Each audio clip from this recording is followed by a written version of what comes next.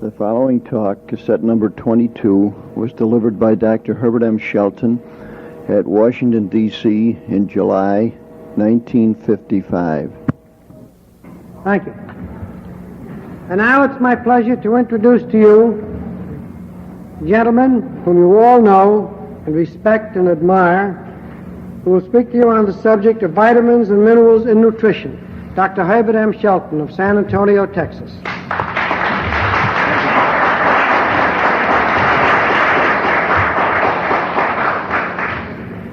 You know, they always put me on last and then let all these long-winded talkers use up my time. And then they tell me I have to talk briefly. And when they said that, Dr. Anderson leaned over to me and whispered, "Is it possible?" I don't know just what he meant by that.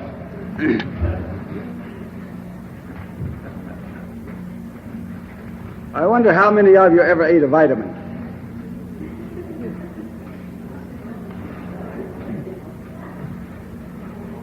How many of you ever ate a mineral? You see how silly my subject is? It was given to me by somebody else. We don't eat those things. What do we eat? We eat apples. We eat cabbage. We eat oranges. We eat celery. We eat peaches. Sometimes we don't eat the peaches, of course.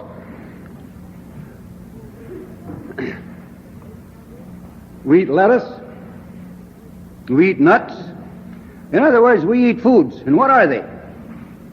They're rather complex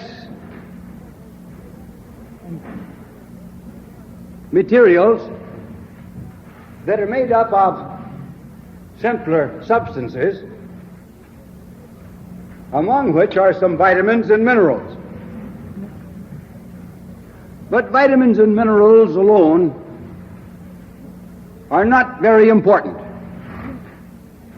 We read very much today about vitamins, particularly do the people who are selling us synthetic vitamins and extracted vitamins talk very learnedly about vitamins and about what vitamins do and what they don't do in the body.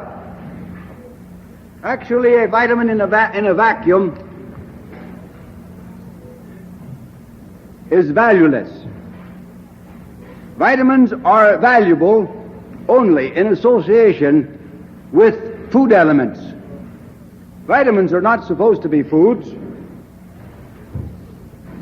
and as their behavior is described to us, they seem to be nothing more nor less than an enzyme. Instead, however, of them doing something in the body uses vitamins with which to carry on certain of its synthetic activities in building up and in maintaining its tissues. Somebody's always shooting at me.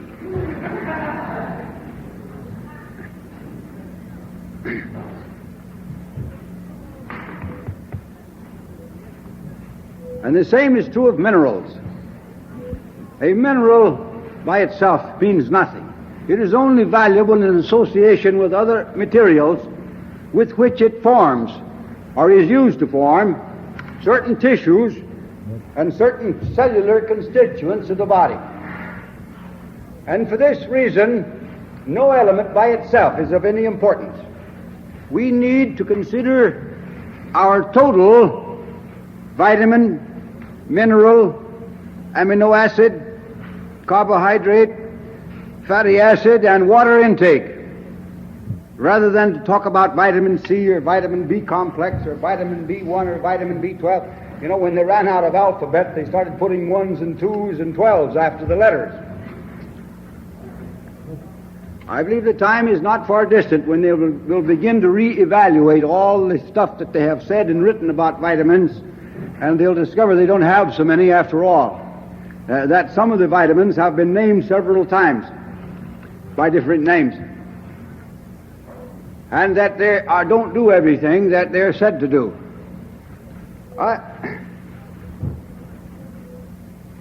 There was a time when we knew nothing of vitamins, and there was a lot of experimenting done in those days with foods. Professor Chittenden of Yale, for example, carried on a rather large and long series of experiments with foods using soldiers and athletes in his experiments. Well, he had Horace Fletcher in some of these too. And if you go back and read over those experiments and notice the list of foods that he fed to those men, you would be amazed. I'm sure you would be amazed to discover the remarkable results he achieved with his changes of diets without giving any consideration to factors that were then unknown, and factors that in the diet he then gave in his experiments would now be considered practically non-existent, or at least greatly deficient. To take soldiers and athletes and change their diet and increase their strength and increase their endurance and increase their health with a diet that is lacking in food factors that we are today making so much fuss about, would seem to me to indicate that perhaps we're making entirely too much fuss about these things. That we need to consider not individual food factors, but our total food intake. Not that we should cease fragmentizing our foods and learn to eat foods as a whole, and learn to recognize, too, that no food factor is more important than any other.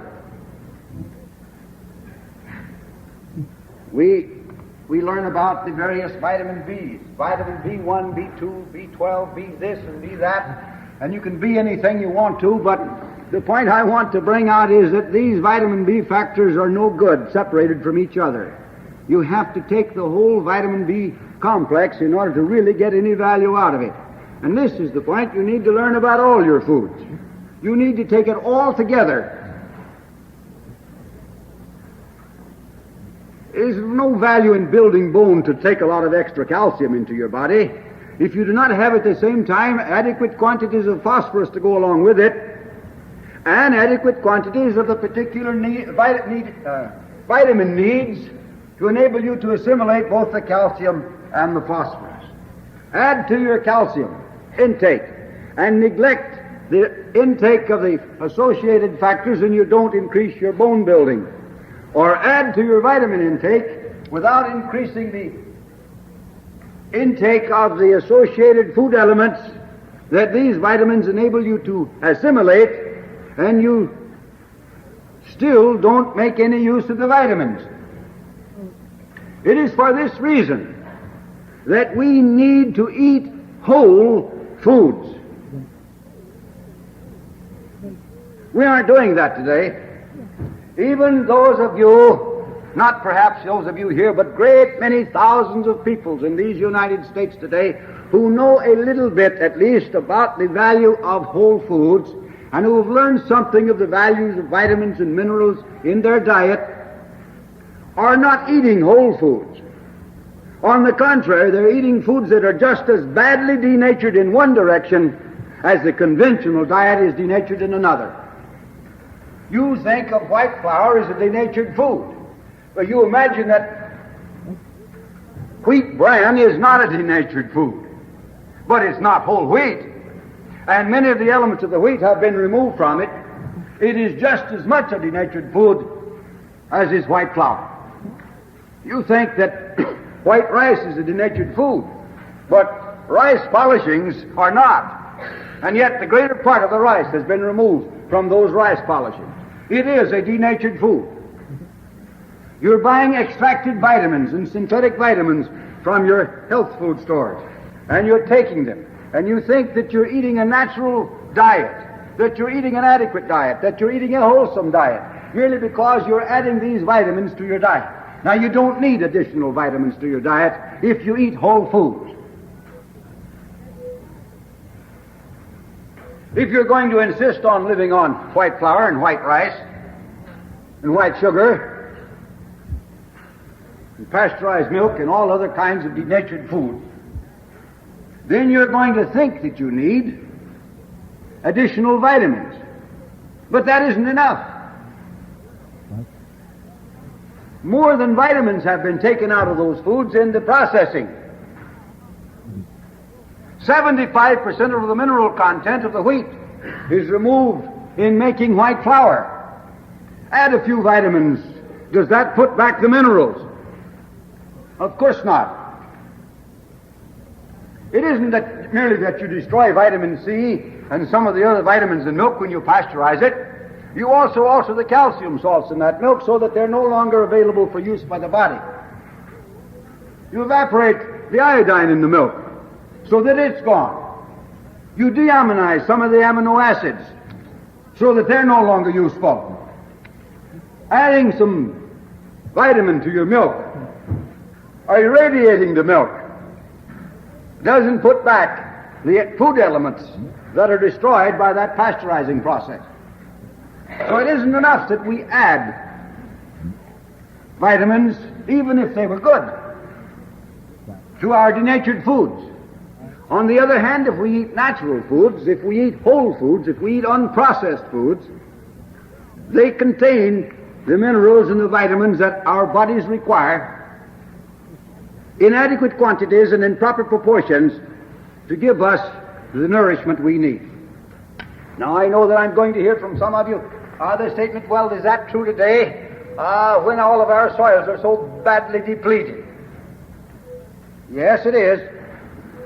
If the soil is sufficiently fertile to produce vegetables and fruits, the fruits and vegetables on that soil will be adequate to nourish you, providing you take them, as do the wild animals that live on the same land.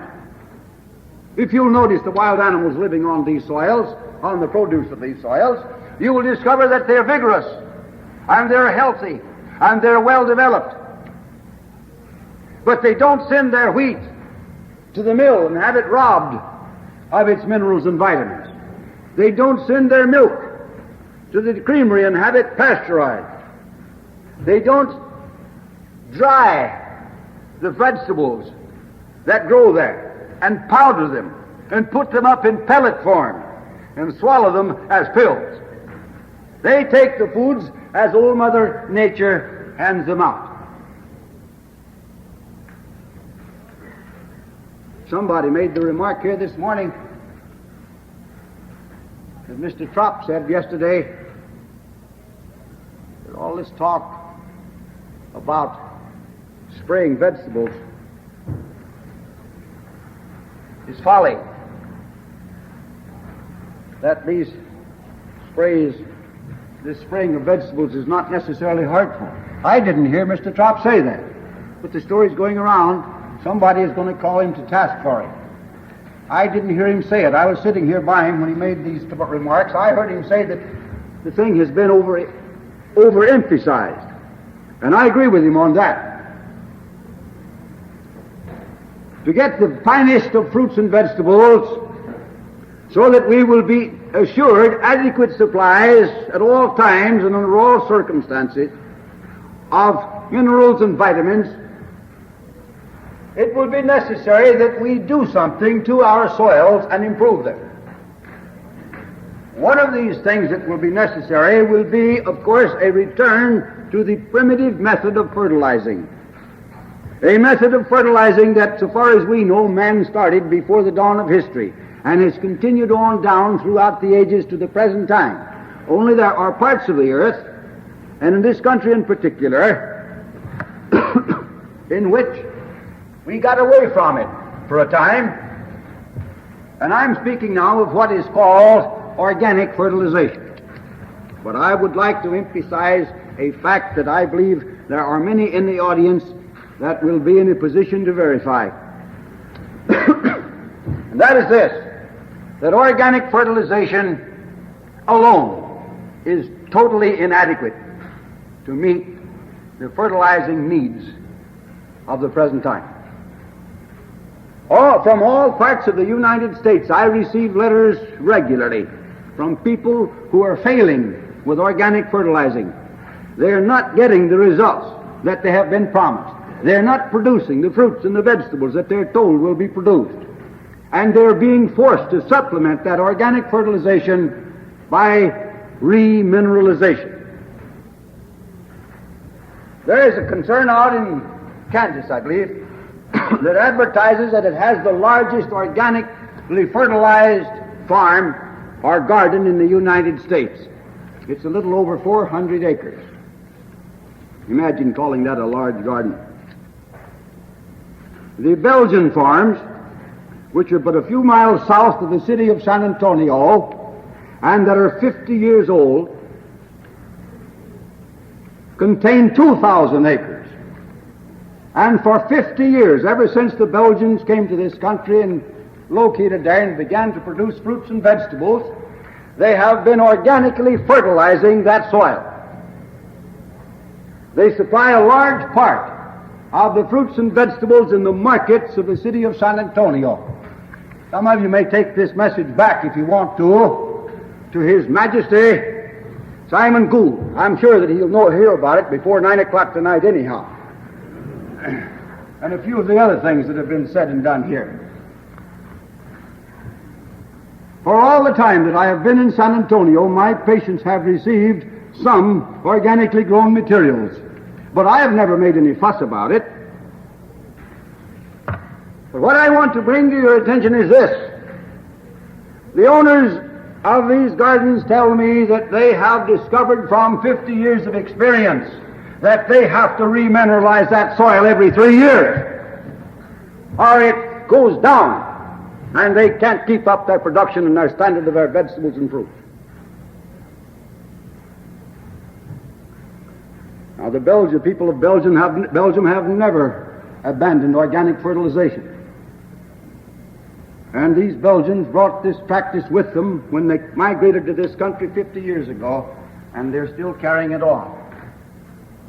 The people who have that 400-acre tract out there in Kansas who manufacture a food supplement that they call Spring Green put tons upon tons of organic material upon that soil.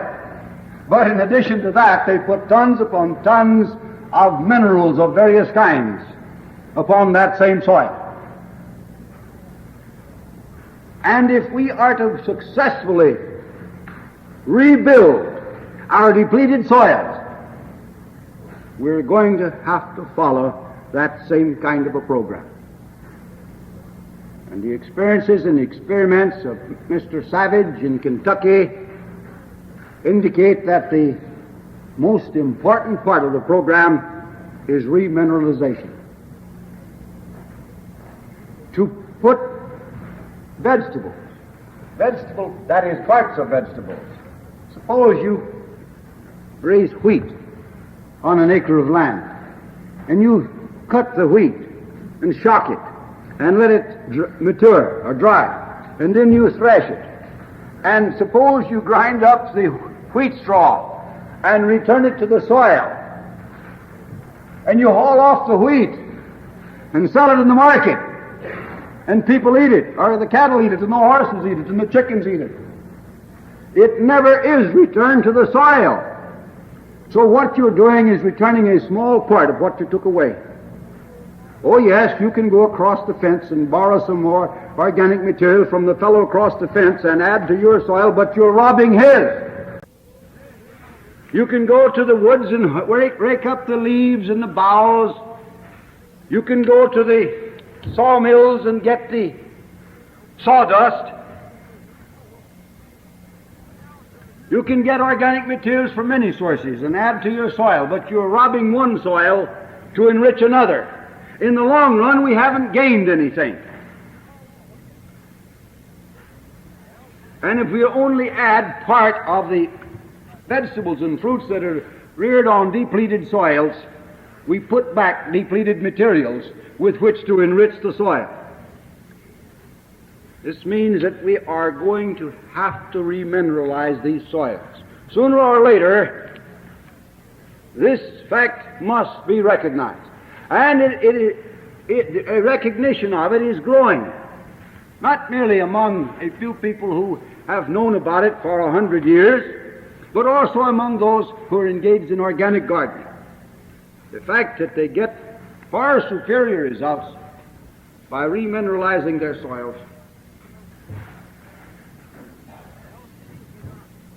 is dawning upon them, and they're beginning to do it. Even Mr. Rodale now advocates a certain amount of remineralization. I don't know whether I ought to claim credit for it or not, but he did write me a letter and said, Dr. Shelton, I'm beginning to think that you're right about this thing. We are going to have to remineralize. Now, these are a few things. We speak about health from the ground up. These are a few facts that we must learn and must know. And perhaps there aren't 10 farmers in the house. I don't know, but perhaps there are not that many. Maybe there's more than that. Most of you, at least, are not farmers, and you're not going to do any farming. Some of you live in the cities, and about the only thing you're going to grow is a few pot plants.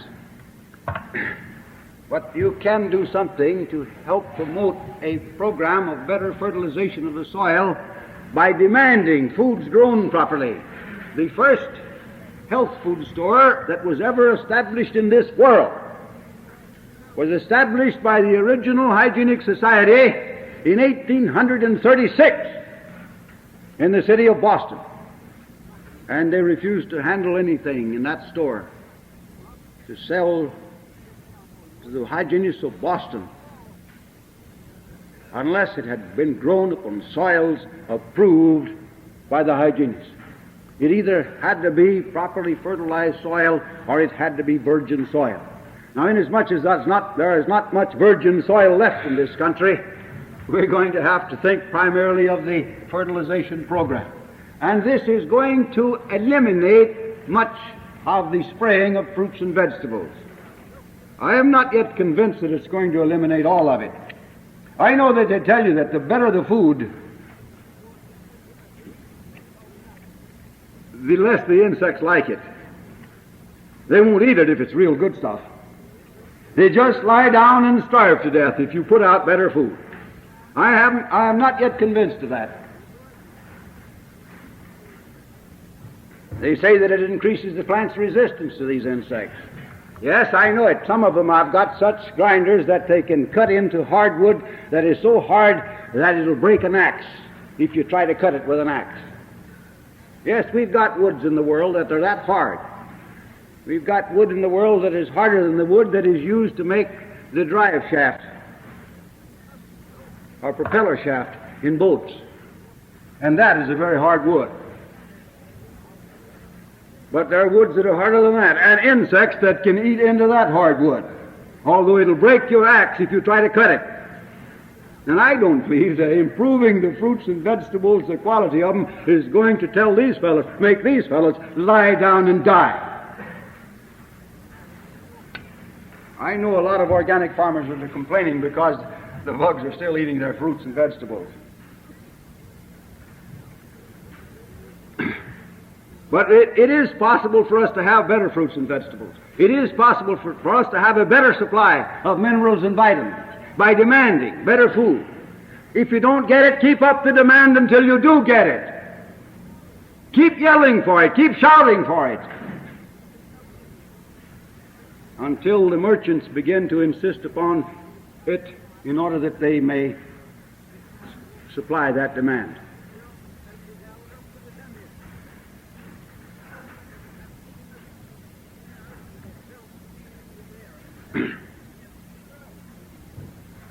Keep this thing in mind now,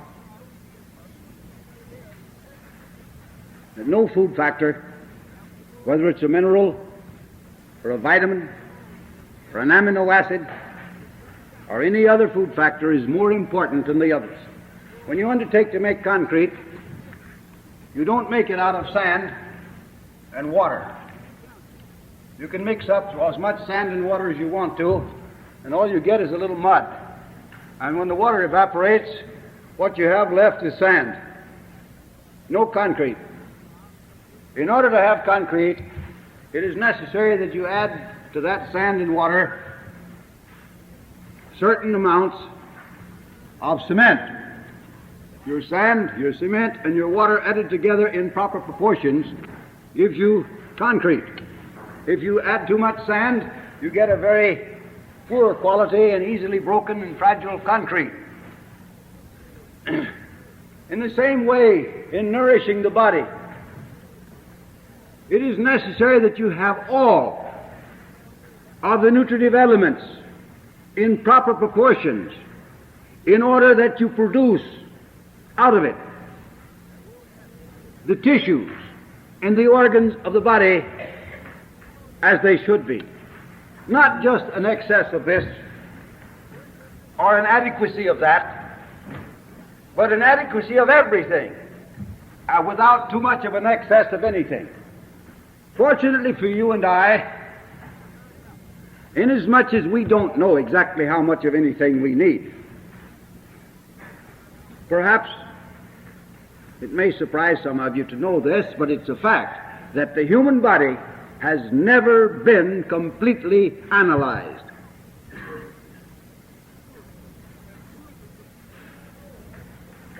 We do not know everything that goes into the making of the human body. We do not know the proportions of everything that goes in there. Nor is it possible for us to know, in our present state of knowledge, exactly how much of any particular element of food we need at any given time. We can know, however, that if our foods are unprocessed, if they're whole natural foods, if they're grown on good soil, they will contain the elements that we require. Trace elements, vitamins, and so on. And that if we take a little excess, now remind you I said a little excess, not a great excess. If we take a little excess of one element or another, the body will be able to dispose of that excess without any particular strain to itself or any tax upon its resources. If this were not so, perhaps not more than 1% of the people born into this earth would ever grow beyond infancy. Maybe not even that many. The body is well equipped with means of handling without tax minor excesses of protein or of carbohydrate or of calcium or of phosphorus or of some other element or elements. It is only when we take these things habitually in considerable excess and place a habitual tax upon the body in disposing of these excesses that it is unable to do so without strain and without loss of energy. So don't get a pair of scales and start weighing and measuring the food you eat and eating by chart and compass. I get frequent requests from people who want a table of food analysis. Where can I get a chart that will give me the composition of all the foods? Well, there are such charts, and they're available, and you can get them. And after you get them, if you can find anything to do with them except to adorn your wall, perhaps, you can find something more to do with them than I've ever been able to find. I think they're excellent little playthings for the boys in the laboratory, but in the dining room, they have no business.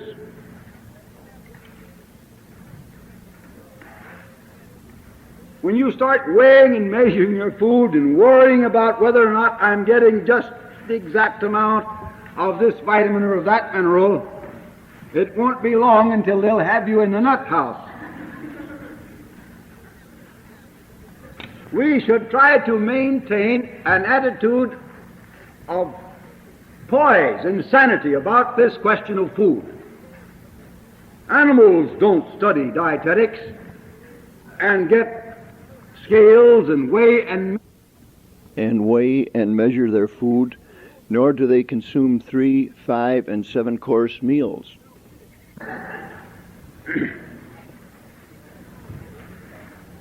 Let us eat our foods, and let us eat them in such a way that they'll digest.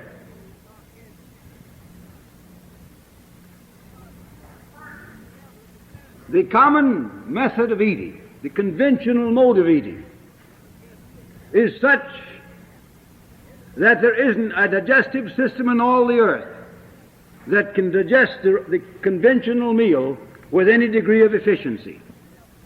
The normal, the natural limitations of the digestive enzymes are absolutely disregarded in our eating practices, so that we are usually walking cesspools full of gas and full of toxins and full of discomforts. Millions of dollars a year are made out of the sale of Alka-Seltzer, Bellans, Tums, and various other patent medicines of that type that people take to relieve themselves of the discomforts and the distresses that result from our conventional mode of eating. Now, how do you expect to get vitamins out of your foods and minerals out of your foods, no matter how good those foods may have been when you ate them, no matter how abundant in vitamins and minerals they may have been before you ate them, if they putrefy and ferment rather than undergo the normal process of digestion after you've swallowed them? And yet, our combinations, our food combinations, violate our enzymic limitations, overstep them throughout all walks of life. And we overeat, which leads to fermentation and putrefaction. We drink with our meals, which leads to fermentation and putrefaction. We eat when we're hurried, when we're worried, when we're fearful, when we're angry, when we're excited, when we're jealous. We eat, in other words, when we're emotionally disturbed and upset. We eat when we're fatigued. We eat in the morning and go out for a heavy day of work. We eat when we have fever, when we're in pain and in discomfort. And when we do these things, our digestion is impaired. And when we impair our digestion, we're not nourished by the food, we're poisoned by it. We can take a patient that is eating regularly and normally under the circumstances, I perhaps should say, we can take that patient, every meal is followed by perfect comfort. Everything is going along beautifully. And somebody comes along and disturbs that patient, upsets him emotionally, and within an hour to 2 hours, there'll be abdominal distress. If it happens to be the noon meal, the distress may last until the following day. And then you decide that you want to see what it's all about, and you take a stomach pump and pump out the contents of the stomach, and lo and behold, there is the day's meal eaten at noonday before, still in the stomach and still undigested. All because of emotional disturbances.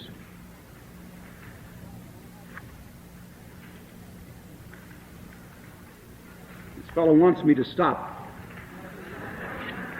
I don't blame him, do you? I wouldn't sit out there and listen at it myself. But eating under these conditions absolutely prevents you from obtaining from your foods, even the best of foods, the minerals and vitamins that you require. Now let me conclude by saying this. Nourishing your body and supplying your body with minerals and vitamins involves far more than merely eating foods that contain minerals and vitamins. It involves eating those foods under emotional and physical and physiological conditions that enable you to efficiently digest, absorb, and properly assimilate the food elements.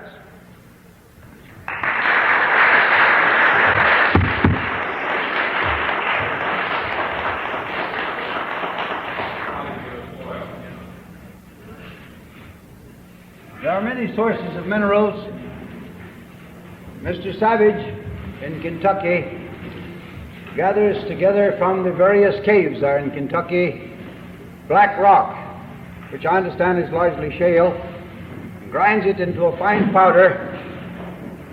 But before adding it to the soil, he analyzed the soil to determine just exactly what minerals are most abundant and which minerals are least abundant in the soil and which ones are needed. And he makes up his rock mixtures in such a way as to properly balance the mineral constituents of the soil. Hensel of Germany and Samson Morgan of England used preferably powdered granite.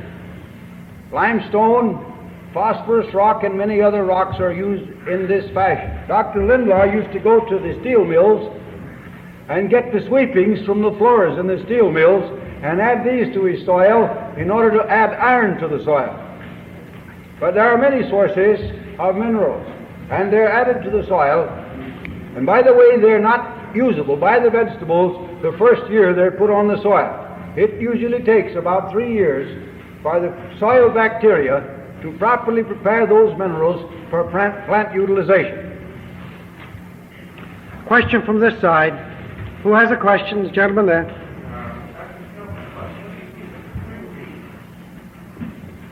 What do I think of spring green?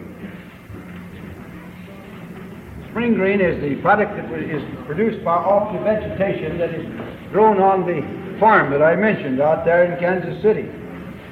Hygienists do not endorse and they do not employ, either in their own lives or in the care of their patients, nor do they advise anyone else to use food supplements of any type, no matter what the advertising claims for those supplements may be. What is this about canned foods? Are they good foods? They are not. The only time to eat canned foods is when you can't get something better. There are parts of the country and times of the year when I think you are forced to resort to such things, but don't eat them except under such conditions. Is goat's milk allowed in the natural diet? Yes, for the kid. But not for you, not for the hygienist. Goat's milk is probably the equal of cow's milk. There isn't any genuine evidence that it's superior to cow's milk in feeding babies, where the mother lays down on the job and refuses to carry out her biological duties. I said refuse, I didn't say she failed.